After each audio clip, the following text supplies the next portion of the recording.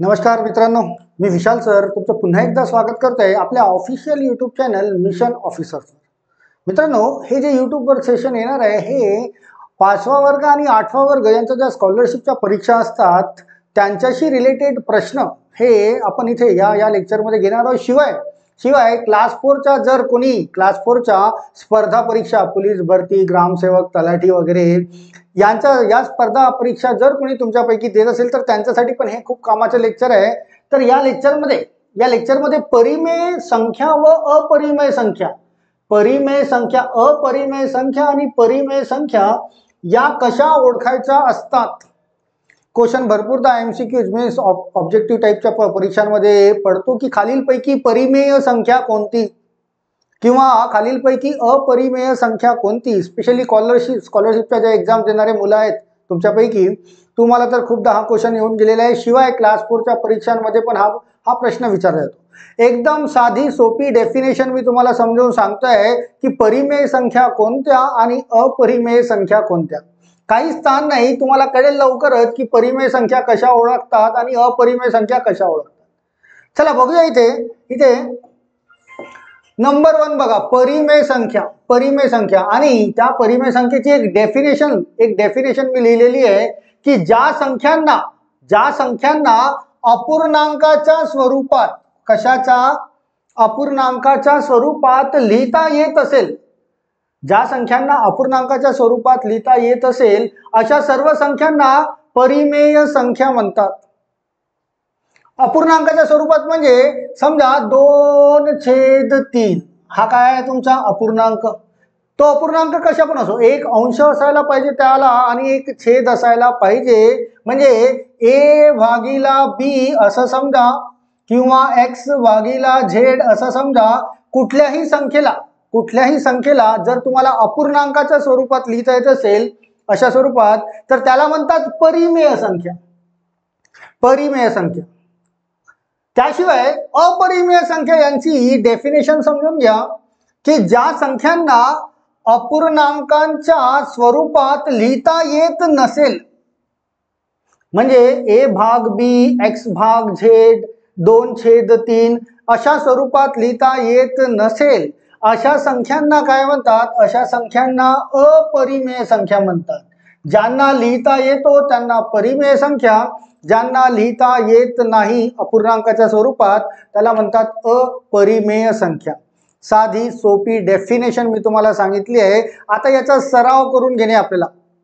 सराव म्हणजे खाली काही संख्या लिहिलेल्या आहेत, आता त्यापासून ओळखणे आपल्याला ती परिमेय संख्या आहे की अपरिमेय संख्या.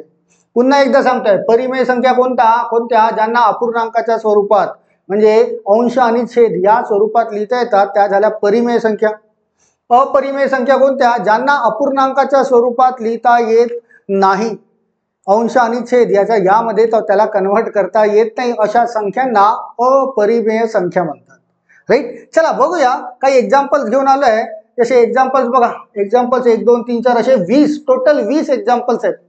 आणि त्या 20 एक्झाम्पल्स पैकी परिमेय संख्या कोणत्या आणि अपरिमेय संख्या कोणत्या, रॅशनल नंबर आणि इररॅशनल नंबर. परिमेय म्हणजे रॅशनल नंबर आणि अपरिमेय म्हणजे इररॅशनल नंबर तुम्हाला ओळखता आले पाहिजे. चला सर्वात पहिलं एक्झाम्पल नंबर 1 इथे दिली आहे 3. ही सिंगल संख्या इंटिजर दिलेली आहे, पूर्ण संख्या बरं का, आणि नैसर्गिक संख्या पण याला म्हणता येईल. तर 3 ही परिमेय संख्या आहे की अपरिमेय संख्या.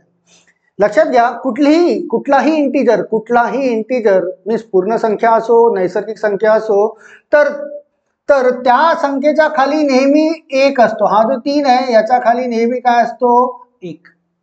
ज्या संख्येला कशानेच भाग जात नाही त्या मीन्स प्रत्येक संख्येला 1 ने भाग जातो. पूर्ण संख्या जर असेल तर त्याच्या खाली 1 ही संख्या लिहून याला अपूर्णांक स्वरूपामध्ये लिहिता येईल का रे आपल्याला, तर लिहिता येईल. हा झालाय तुमचा अंश आणि हा झालाय तुमचा छेद. आता याला जर अपूर्णांकाच्या स्वरूपात जर लिहिता येत असेल तर ही संख्या कोणती तयार झाली तुमची, ही संख्या परिमेय संख्या तयार झाली, कारण याला तुम्हाला अपूर्णांकाच्या स्वरूपात लिहिता येतं. राईट. चला दुसरी संख्या बघा, -7. ही थोडा विचार करा, परिमेय संख्या आहे की अपरिमेय संख्या.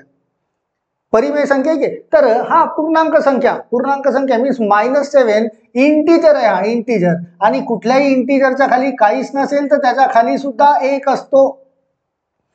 असतोच इंटीजरच्या खाली. म्हणजे याला अंश आणि छेद या स्वरूपात लिहिता येतं. म्हणजे ही संख्या झाली तुमची परिमेय संख्या. ही काय झाली आहे? परिमेय संख्या. चला तिसरी संख्या बघूया. तिसरी संख्या बघा काय बोलताय, 9.1. 9.1. आता ही ओळखा परिमेय आहे की अपरिमेय आहे, मनातल्या मनातच उत्तर काढून घ्या काय आहे. तर 9.1 ही सुद्धा एक इंटीजर आहे. आणि इंटीजर कुठली पण असो त्याच्या खाली एक हा लिहिता येतो. 9.1 डिव्हिजन 1. म्हणजे एकने कोणत्याही संख्येला भाग दिला तर तितकंच उत्तर येतं. 9.1 ला 1 ने भाग द्या 9 उत्तर येईल. -7 ला 1 ने भाग द्या -7 उत्तर होईल. 3 ला 1 ने भाग द्या 3 उत्तर होईल. म्हणजे याला सुद्धा अंश आणि छेद स्वरूपात लिहिता येतो. म्हणजे ही सुद्धा तयार झाली तुमची परिमेय संख्या. लिहिता येतो अंश आणि छेद या स्वरूपात लिहिता येत असेल ती संख्या परिमेय संख्या. ज्या संख्यांना लिहिता येत नसेल तीच फक्त अपरिमेय संख्या असेल. असे 20 उदाहरण आहेत, त्यापैकी हे 3 झाले. चला बघा, हा बघा निगेटिव्ह मध्ये आहे. निगेटिव्ह मध्ये 3.57 निगेटिव्ह मध्ये.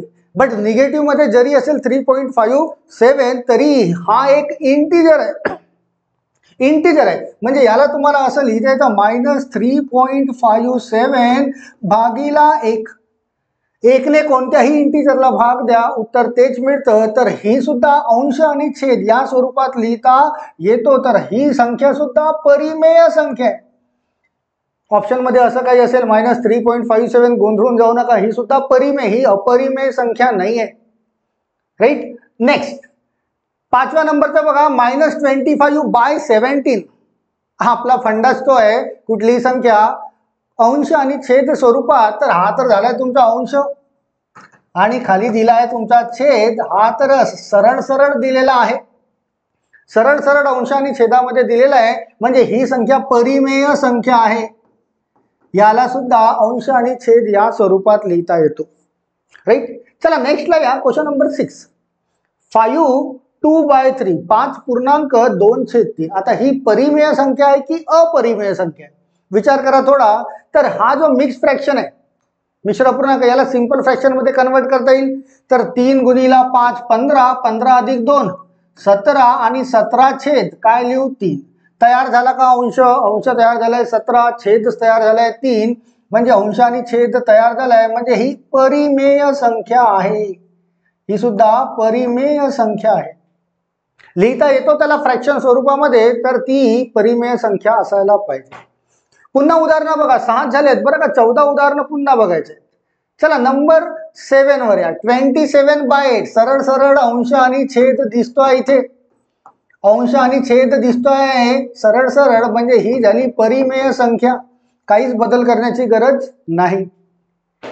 आता इथून महत्वाचे सुरू होतील बरं का. तुम्हाला ओळखता आले पाहिजे. आता समोरचे जे आहेत त्याची ओळख असायला पाहिजे तुम्हाला. चला बघूया. 0.77777 आणि इन्फायनाईट टाइम्स पर्यंत आहे. Infinite times. आता विचार करा की ही संख्या परिमेय असेल की अपरिमेय. या संख्येला आपल्याला अंश आणि छेद या स्वरूपात लिहिता येतो का? थोडा विचार करा. मी तर सांगतोच आहे की हे परिमेय आहे की अपरिमेय. बघा कुठल्याही डेसिमल पॉइंट नंतर संख्या जर रिपीट होत असेल, कोणती संख्या रिपीट होते आहे 7777 ही रिपीट होते आहे, तर त्या 7च्या डोक्यावर बार घेतला जातो असा. राईट. हे आपण ऍपमध्ये शिकून चुकलेलो आहे. ऍपमध्ये शिकलोय आपण. आणि जर अशी संख्या असेल 0.7च्या डोक्यावर बार, तर त्याला 7 छेद, एकाच संख्येच्या डोक्यावर बार आहे तर 7/9 असं लिहिता येतं. एकाच अंकाच्या डोक्यावर बार आहे म्हणजे एक वेळेस 9ने भाग देणे. आता तुम्ही बघा की हा 7/9, हा 7 तयार झालाय अंश, 9 तयार झालाय छेद. म्हणजे याला आपल्याला अंश आणि छेद या स्वरूपात लिहिता आलं का? यस, लिहिता आलं. म्हणजे ही संख्या सुद्धा परिमेय आहे. ही संख्या सुद्धा परिमेय संख्या. एक अंश आणि एक छेद तयार झालाय म्हणजे परिमेय संख्या. तुमच्याकडे कॅल्क्युलेटर असेल कॅल्क्युलेटरला 7 ला 9 ने भाग देऊन बघा, 7 ला 9 ने भाग देऊन बघा, हे उत्तर तयार होईल तुमचं 0.777777 इन्फायनाईट टर्म पर्यंत, कधीच संपणार नाही.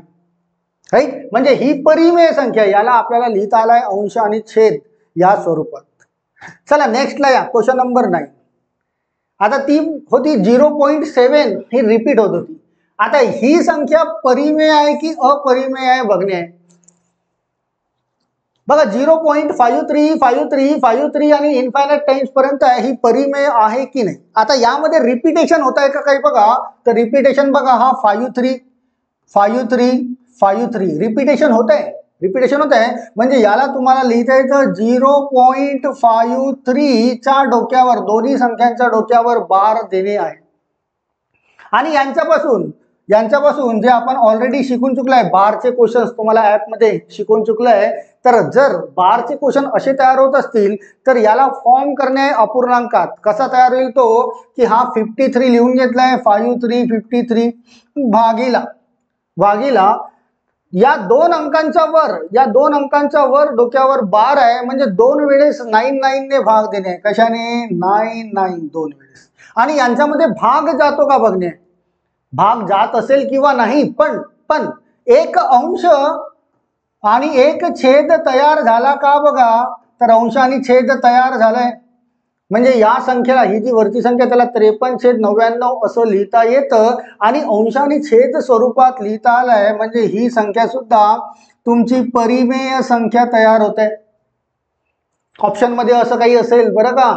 आता हे असं काय, खूप विद्यार्थ्यांना माहिती नसते की ऍक्च्युली हे असं काय असतं आणि याला कशा पद्धतीने डील केलं जातं. प्रश्न जर असा असेल खालीलपैकी अपरिमेय संख्या कोणती, प्रश्न असा पडतो, तर ही अपरिमेय संख्या नाही आहे. ही कोणती संख्या आहे? परिमेय संख्या, कारण या संख्येला आम्हाला अंश आणि छेद या स्वरूपात लिहिता येतं. कॅल्क्युलेटर असेल 53 ला 99 ने भाग देऊन बघा इतकं उत्तर मिळतं का तुम्हाला, इतकंच उत्तर मिळेल. आणि इन्फायनाईट टर्म्स पर्यंत मिळेल तो 535353 अनंत काळापर्यंत तो रिपीट होत राहील, ही कधीच संपणार नाही. राईट, तर ही पण कोणती संख्या आहे? परिमेय संख्या. चला नेक्स्टला या. आता इथे बघा, आता ही क्वेश्चन नंबर 10, ही परिमेय आहे की अपरिमेय आहे बघा. रिपीटेशन दिसतं का, तर बघा 531 531 531 and so on unlimited times. तो 531 हा कधीच थांबणार नाही. आणि जर 531 531 531 रिपीट होतं तर याला तुम्हाला असं लिहिता येईल 531 त्याच्या डोक्यावर बार म्हणजे काय कन्सिडर केला जातो की हा 531 नॉन स्टॉप आहे, तो कधीच थांबणार नाही. आणि मग या बारच्या क्वेश्चनला फ्रॅक्शन मध्ये टर्न करणे, म्हणजे हा 531 531 जशास तसा लिहिला. आणि किती अंकांच्या डोक्यावर बार आहे? 1 2 3 3 अंकांच्या डोक्यावर बार आहे. तर 3 अंकांच्या डोक्यावर बार आहे म्हणजे 999 याच्याने त्याला भाग देणे आहे. आणि या 531 ला याच्याने भाग देऊन बघा 999 ने उत्तर तयार होईल तुमचं, हेच जे वर लिहिलेलं आहे, जो प्रश्न लिहिलेला आहे ते उत्तर तयार होईल. किंवा यांच्यामध्ये भाग जात असेल तर भागही देता येईल तुम्हाला. 9 ने भाग जातोय बघा, 9 5 45 आणि 9 9 81, इथे 9 ने भाग द्या, 111 तयार झालाय तुमचा अंश आणि छेद, म्हणजे अपूर्णांक तयार झालाय. म्हणजे ही वरची संख्या सुद्धा कोणती संख्या आहे तुमची? परिमेय संख्या. वरची संख्या सुद्धा, ही संख्या सुद्धा कोणती आहे? परिमेय संख्या. तुम्हाला परिमेय संख्या अपरिमेय संख्या यांची ओळख पटवून देतोय, ज्याच्यावर प्रश्न तुम्हाला पडतात. चला नेक्स्ट येऊया, क्वेश्चन नंबर 11 बघा. आता क्वेश्चन नंबर 11 इथे काय बोलताय? 0.32525 काय आहे का इथे? काही असं दिसतंय की काय रिपीटेशन होत असेल किंवा परिमेय संख्या आहे की अपरिमेय संख्या आहे? आता सांगा तर. मगाशी इथे 535353 रिपीट होता, इथे 531 531 531 रिपीट होता. इथे काही रिपीटेशन दिसतं का तुम्हाला? रिपीटेशन बघा, हा 3 वेगळा आहे बरं का. त्यानंतर 252525 हे रिपीट होत आहे. आता जरी अशी संख्या असेल तर याला असं लिहिता येतं 0.3 हा 3, त्यानंतर हा रिपीटेशन आहे 252525 रिपीट काय होत आहे? ओनली 25, हा 3 रिपीट होत नाही, तर फक्त या 25 च्या डोक्यावर बार तयार होईल असं. हे बारच्या क्वेश्चन मध्ये आपण बघितले आहेत. आणि मग याला असं लिहिलं जाईल की हे टोटल 325, या 325 मधून हा 3 कमी केला जाईल. 325 मधून 3 कमी करा, 325 मधून 3 कमी केले तर काय राहील तो 322. 322 आणि भागीला जितक्या अंकांच्या डोक्यावर बार आहे, किती अंकांचा, 2 अंकांचा, तितक्या वेळेस 9 लिहिणे. आणि जितक्या अंकांच्या डोक्यावर बार नसेल, या 3 म्हणजे 3 अंक याच्या डोक्यावर बार नाही तर हा एकच अंक आहे, तर 1 की 0 इथे जोडून देणे. म्हणजे या 322 ला 990 ने जर भाग दिला तर तुमची ही संख्या तयार व्हायला पाहिजे. होतं का करून बघा कॅल्क्युलेटर मध्ये, डेफिनेटली ही संख्या तयार होईल. पण महत्वाचं काय की या संख्येला मला अपूर्णांक स्वरूपात लिहिता आला का, 1 अंश आणि 1 छेद असा लिहिता आला का, तर यस लिहिता आला आणि अपूर्णांकाच्या स्वरूपात लिहिता आलाय. म्हणजे ही वरची संख्या सुद्धा परिमेय संख्या होईल. कोणती, परिमेय संख्या. अजूनपर्यंत अपरिमेय एकही आलेला नाहीये. अपरिमेय येण्यासाठी आधी परिमेयची ओळख करून घ्या, मग अपरिमेयला पण काढता येईल. राईट. तर 322 भागीला 990 करून बघाल तर तुम्हाला असं काहीतरी तयार होईल. राईट. चला आता क्वेश्चन नंबर 12 ला बघा. क्वेश्चन नंबर 12 ही परिमेय संख्या आहे की अपरिमेय संख्या आहे, थोडा विचार करा. परिमेय आहे की अपरिमेय. चला बघूया. इथे काही रिपीटेशन दिसतं का बघा. 5 3 मग 7 2 3 हा रिपीट आहे, त्यानंतर पुन्हा 7 2 3 रिपीट आहे, पुन्हा 7 2 3 हा रिपीट आहे. म्हणजे रिपीटेशन काय होत आहे, 7 2 3. बट हा 5 3 अजून रिपीट झालेला नाही आहे. तर याला तुम्हाला बारच्या भाषेमध्ये 0.53 7 2 3 आणि हे 7 2 3 रिपीट होत आहे, म्हणजे यांच्या डोक्यावर असा बार देता येईल. आणि मग यांच्यापासून याला अपूर्णांक स्वरूपात कसा कन्वर्ट करायचा, तर ही टोटल संख्या बघा 5 3 7 2 3. याच्यामधून कोणत्या संख्येला बार नाही, तर या 53 ला बार नाहीये. तर याच्यामधून 53 53 हा मायनस करून घ्या. 53 हा मायनस करूया. किती राहिलाय, हा राहिलाय 0, 12तून 5 हा राहिलाय 7, 1 शिल्लक 6, 3 5 ही संख्या तयार राहिली आहे 5 3 6 7 0.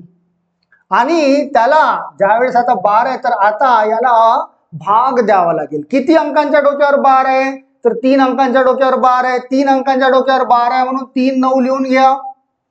आणि किती अंकांच्या डोक्यावर बार नाही, तर या 5 3 2 अंकांच्या डोक्यावर बार नाही, तितक्या शून्याने भाग द्या. म्हणजे याच्याने जर भाग दिला, हा 5 3 6 7 0 याला 99900 ने भाग देणार, तर ही संख्या तयार होईल तुमची. कोणती संख्या तयार होईल, म्हणजे याचा अर्थ या संख्येला मला 1 अंश आणि 1 छेद या स्वरूपात लिहिता आला का, अंश आणि छेद यस लिहिता आलाय. म्हणजे ही सुद्धा संख्या तुमची परिमेय संख्या होईल. कोणती संख्या होईल, परिमेय संख्या. कारण याला मला अंश आणि छेद या स्वरूपात लिहिता आला. तुम्हाला ओळख असायला पाहिजे, फरक समजायला पाहिजे, परिमेय किंवा अपरिमेय. विद्यार्थ्यांना अशी संख्या दिली जातं, प्रश्न विचारला जातो अपरिमेय संख्या कोणती, अशाला टिक करून देतात, उत्तर चुकतं. कारण या संख्येला मला अंश आणि छेद मध्ये तयार करता येतो, तर ही संख्या अपरिमेय संख्या होणार नाही, ही परिमेयच होईल. राईट. चला नेक्स्ट बघूया. नेक्स्ट क्वेश्चन नंबर 13 बघा. 0.3 आणि याच्या डोक्यावर बार आहे, म्हणजे याला किती अंक, हा 3 लिहून घेऊया. किती अंकाच्या डोक्यावर बार आहे, एका अंकाच्या, तर 1 9 ने भाग द्या. 9 ने भाग द्या म्हणजेच हा काय होईल, 1/3 असा फ्रॅक्शन तयार होईल, किंवा 3/9 सुद्धा हा अपूर्णांकच आहे. म्हणजे याला सुद्धा मला अपूर्णांक स्वरूपात तयार करता येतो. म्हणजे ही सुद्धा परिमेय संख्या आहे, रॅशनल नंबर आहे, रॅशनल नंबर. चला याला बघा. 0.396 तर याला 396 डिव्हिजन, किती अंकांच्या डोक्यावर बार आहे, बार आहे 3 अंकांच्या डोक्यावर, तर 999 ने भाग द्या. अगेन ही तयार झाली अंश आणि छेद मध्ये, अंश आणि छेद मध्ये तयार झाली. म्हणजे ही सुद्धा परिमेय संख्या असेल. ज्या संख्यांच्या डोक्यावर बार असेल ती संख्या कधीच अपरिमेय असू शकत नाही, ती परिमेयच असेल. अगेन बघा इथे 0.254 या 254 च्या डोक्यावर बार आहे, 54 चा. तर या 254 मधून 254 मधून 2 मायनस करा, 254 मधून 2 गेले 252 आणि भाग. किती अंकांच्या डोक्यावर बार आहे, 2, तर 2 वेळेस 9 लिहा. किती अंकाच्या डोक्यावर बार नाही, तर एका अंकाच्या, तर 1 शून्याने भाग द्या, यांना भाग द्या, तुमचं उत्तर असं तयार होईल. 2 5 4 5 4 5 4 5 4 हा रिपीट होत राहील, राईट. तर ही सुद्धा कोणती झाली आहे, याला सुद्धा मी अपूर्णांकाच्या स्वरूपात लिहू शकतो. तर ही सुद्धा झाली आहे परिमेय संख्या. बघा आतापर्यंत 15 क्वेश्चन घेतले आहेत आपण, 15 प्रश्न. 15 प्रश्नामध्ये एकही अपरिमेय संख्या आलेली नाहीये. पण अपरिमेय संख्या असतात कशा, याची ओळख तुम्हाला असायला पाहिजे. त्या कशा असतात बघूया. चला आता खाली येऊया.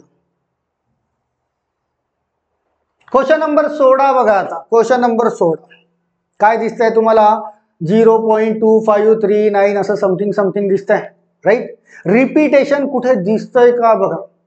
रिपीटेशन एखादी रिपीट होत आहे का, 2 5 3 मग 9 5 7 3 5, रिपीट मीन्स कंटिन्यू आले पाहिजे. असं कुठे दिसतंय का एखादा रिपीटेशन. आणि रिपीटेशन दिसत नाही म्हणजे डोक्यावर बार तयार होणार नाही. आणि डोक्यावर बार तयार होत नसेल तर अशा संख्यांना म्हणतात अपरिमेय संख्या.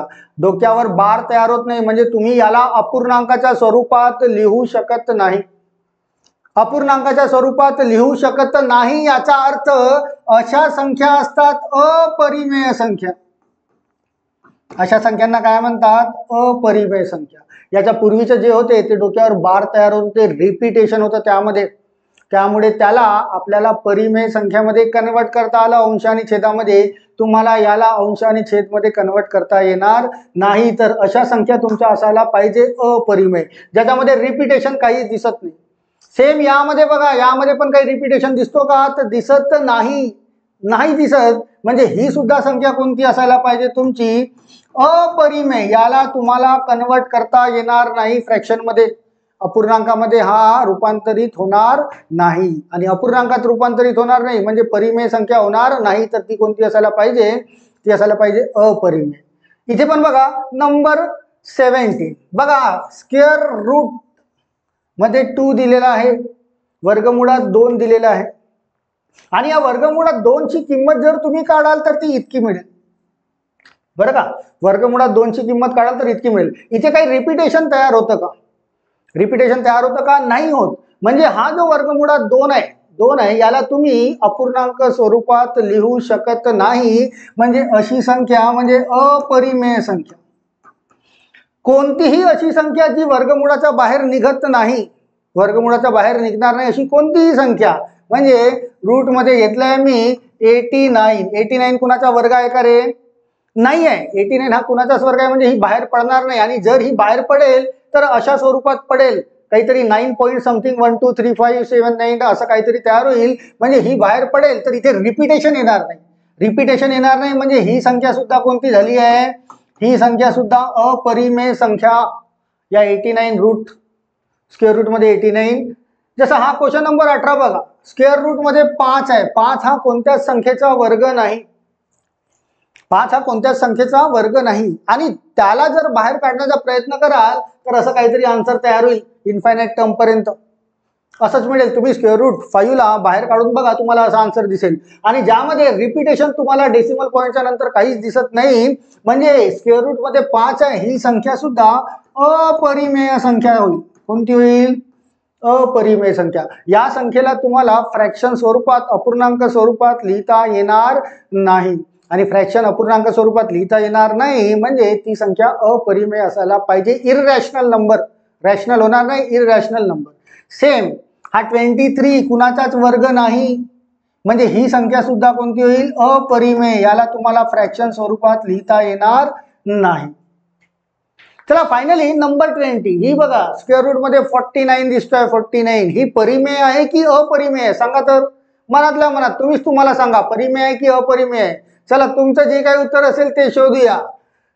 49 हा वर्ग आहे, कुणाचा वर्ग आहे, 7चा. म्हणजे इथून 7 बाहेर पडेल. आणि 7 हा एक इंटिजर आहे, कुठल्याही इंटिजरच्या खाली भागीला 1 असतो, हे सुरुवातीलाच आपण बघितलं आहे. म्हणजे याला आपल्याला अंश आणि छेद म्हणजे अपूर्णांक स्वरूपात लिहिता येतं.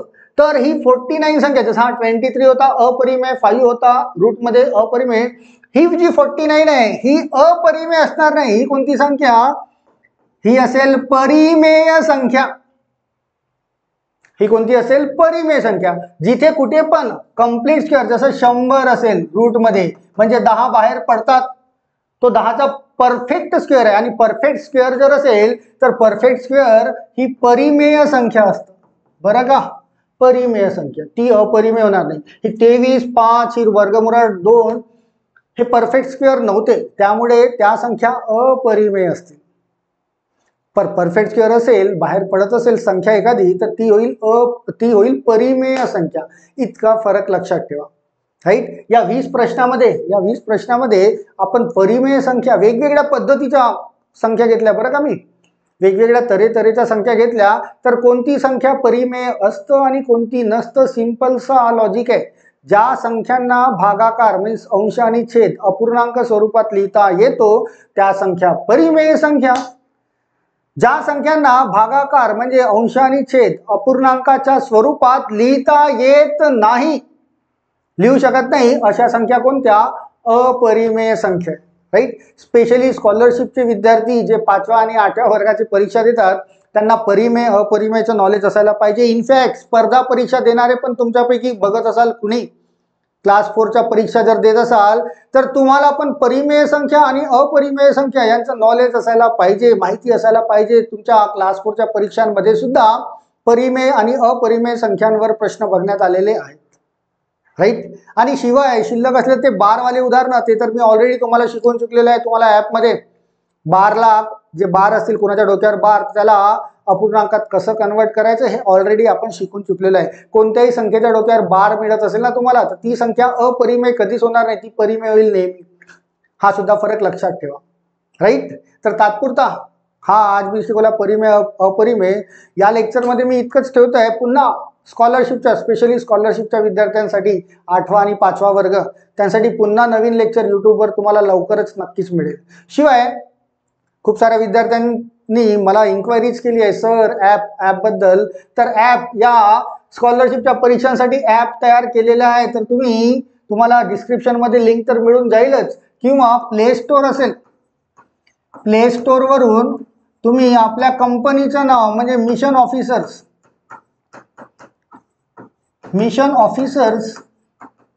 हे ॲप इन्स्टॉल करून घ्या, डाउनलोड करून घ्या. आणि या ॲपमध्ये तुम्हाला हे जे स्कॉलरशिपच्या परीक्षासाठी कोर्स मिळेल, बरं का? 499 रुपयाचा तो कोर्स आहे, 499.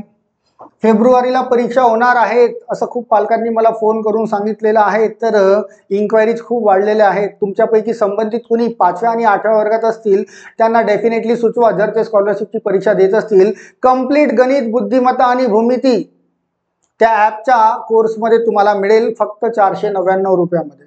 बाहेर क्लास लावणार 15-20 हजार रुपये घेतात, याचे तितके खर्च करू नका, सहज घरी बसून तुम्हाला शिकता येईल, राईट? चला, टिल देन या लेक्चरमध्ये इतकंच. समोर लेक्चर घेऊन येईल पुन्हा एखाद्या नवीन टॉपिकवर, स्पेशली फॉर स्कॉलरशिपच्या एक्झाम्स. तोपर्यंत thank you all of you. Thank you.